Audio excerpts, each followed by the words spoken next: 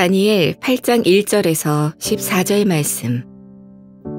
나 다니엘에게 처음에 나타난 환상 후 벨사살 왕 제3년에 다시 한 환상이 나타나니라. 내가 환상을 보았는데 내가 그것을 볼 때에 내 몸은 엘람 지방 수산성에 있었고 내가 환상을 보기는 을레 강변에서이니라. 내가 눈을 들어본즉 강가에 두 뿔 가진 숫양이 섰는데 그 두 뿔이 다 길었으며 그중 한 뿔은 다른 뿔보다 길었고 그 긴 것은 나중에 난 것이더라. 내가 본즉 그 숫양이 서쪽과 북쪽과 남쪽을 향하여 받으나 그것을 당할 짐승이 하나도 없고 그 손에서 구할 자가 없으므로 그것이 원하는 대로 행하고 강하여졌더라. 내가 생각할 때에 한 순념소가 서쪽에서부터 와서 온 지면에 두루 다니되 땅에 닿지 아니하며 그 염소의 두 눈 사이에는 현저한 뿔이 있더라.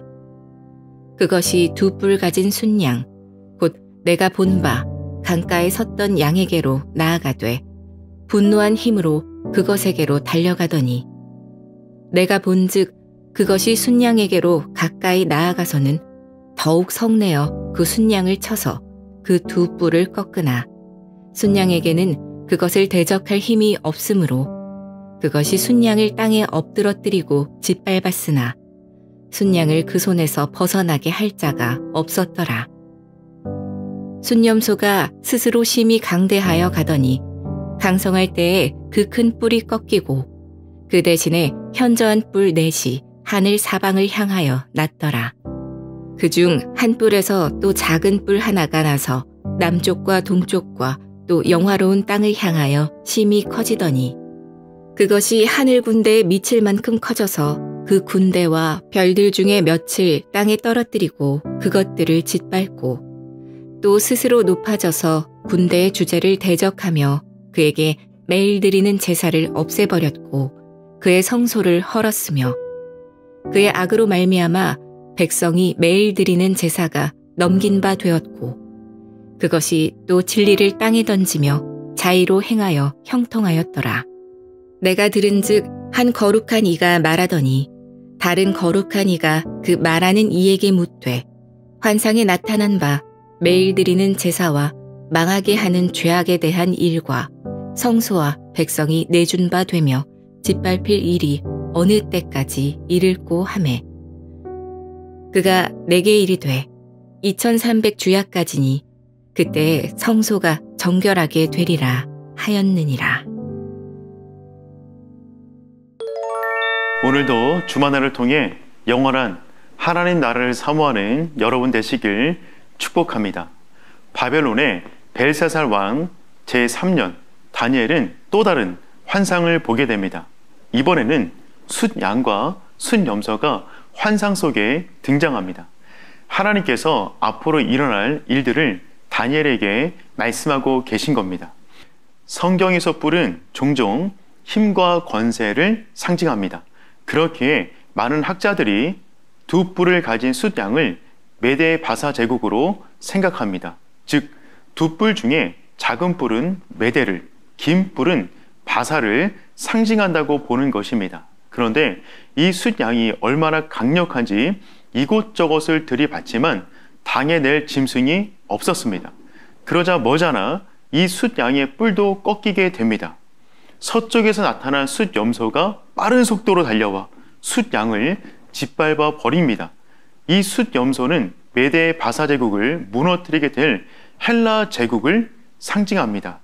그리고 하나님께서 다니엘에게 보여준 환상대로 바벨론에서 메데 바사로, 메데 바사에서 헬라 제국으로 역사는 이어집니다.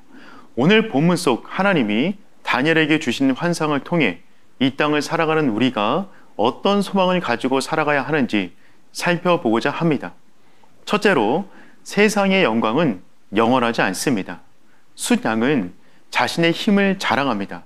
서쪽, 북쪽, 남쪽, 사방으로 자신의 힘을 과시했고 그 누구도 숫양을 대적하지 못했습니다.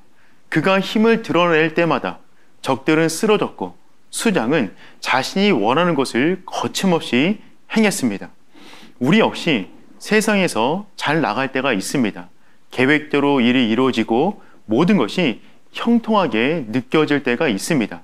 물론 하나님께서 우리에게 형통하게 하실 때도 있습니다. 그러나 그때에도 교만해서는 안 됩니다. 잠언 16장 18절은 다음과 같이 말합니다. 교만은 패망의 선봉이요 거만한 마음은 넘어짐의 앞잡이니라. 거대한 메데 바사 제국도 새로운 헬라 제국이 등장하자 무너지게 됩니다.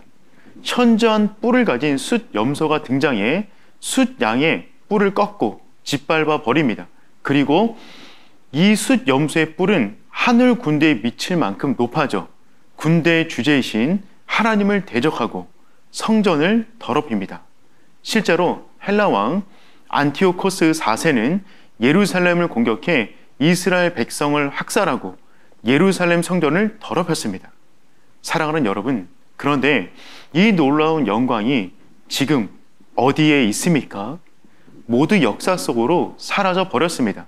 세상의 영광은 결코 영원하지 않습니다. 모두 신속히 사라져 버립니다. 그렇기에 참된 지혜는 하나님을 바라보는 것입니다.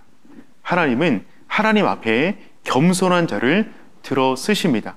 세상의 영광이 아무리 화려해 보여도 그것에 매이지 마십시오.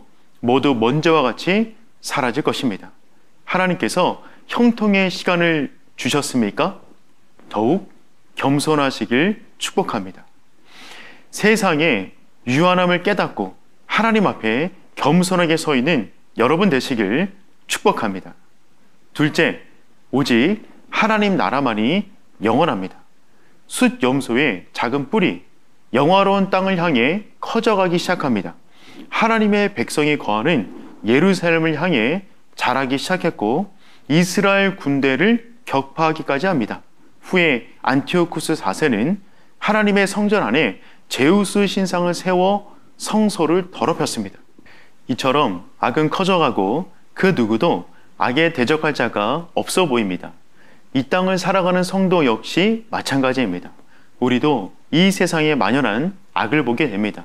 곳곳마다 악은 강해 보이고 악을 뒤집는다는 것은 불가능해 보입니다. 악인의 형통함과 의인의 무력함을 볼 때 우리의 마음 역시 흔들릴 때가 있습니다. 그런데 다니엘은 환상 중에 거룩한 이들이 하는 대화를 듣습니다. 악의 득세함이 언제까지 이르겠느냐라는 질문에 다음과 같은 대답을 듣습니다. 14절입니다.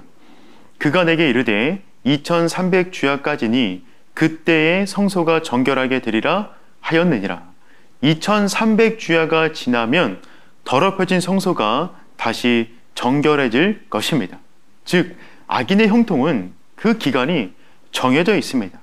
하나님께서 하나님의 백성과 하나님 나라를 다시 회복하는 때가 반드시 임합니다.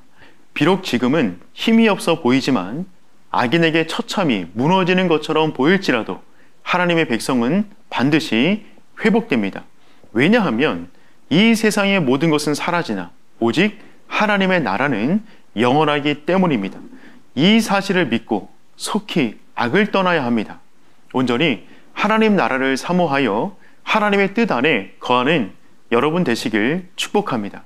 사랑하는 성도 여러분, 우리는 이 땅을 살아가는 동안 우리의 생각으로 다 이해할 수 없는 수많은 일들을 겪게 됩니다. 세상에 속한 자들이 득세하고 악을 행하는 자들이 형통한 것처럼 보입니다. 그러나 그것들을 부러워하지 마십시오. 하나님께서 다니엘에게 이 환상을 보여주셨습니다. 그리고 정말 이 환상의 내용대로 이 땅의 역사가 진행되었습니다. 왜 하나님께서 이 환상을 주셨습니까? 세상에서 득세하기 위해 숫 양과 숫 염소를 따르게 하기 위해서입니까? 아닙니다. 제 아무리 강한 숫 양과 숫 염소라도 결코 영원하지 않음을 알려주기 위해서입니다. 세상이 영원하지 않음을 알기에 우리는 하나님의 나라를 소망할 수 있습니다. 영원한 하나님 나라, 그 천국을 이미 받은 자답게 이 땅을 담대히 그러나 겸손하게 살아가는 여러분 되시기를 주님의 이름으로 축복합니다. 기도하겠습니다. 우리에게 영원한 하나님 나라를 허락하신 하나님 감사합니다. 오늘 우리에게 세상의 영광과 악인의 길에 서지 않을 수 있는 담대함을 허락해 주옵소서. 형통할 때 겸손하게 하시고 고난 중에 하나님을 붙드는 우리의 삶이 되게 하옵소서. 그리하여 하나님 나라를 누리며 갈망하며 승리하는 주님의 백성 되게 하옵소서. 사랑하는 예수님의 이름으로 기도합니다. 아멘.